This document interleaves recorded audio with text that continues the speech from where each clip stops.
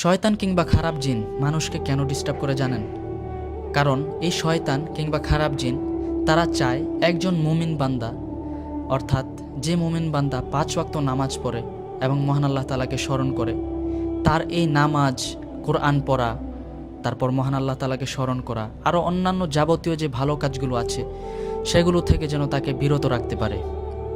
এই বিষয়ে মহান আল্লাহ তাআলা কোরআনের মধ্যে বলেন, ইন্না শাইতানা লাকুম আদুউন ফাত্তাখিযুহু আদুওয়া, অর্থাৎ শয়তান কিংবা খারাপ জিন তারা তোমাদের প্রকাশ্য শত্রু।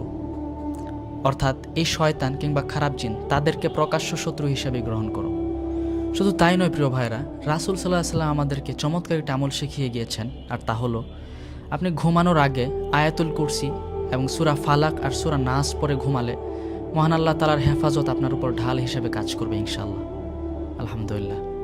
সুতরাং ভয় নয়, একজন মুমিন বান্দার যে বৈশিষ্ট্যগুলো, অর্থাৎ 5 ওয়াক্ত নামাজ আদায় করা, তারপর নামাজের পর আয়াতুল কুরসি পড়া, এরপর কোরআন তিলাওয়াত করা, দৈনন্দিন এই আমলগুলো যদি আপনি করতে পারেন, ইনশাল্লাহ আশা করি আল্লাহ তাআলা আপনাকে অলওয়েজ হেফাজত করবেন ইনশাল্লাহ।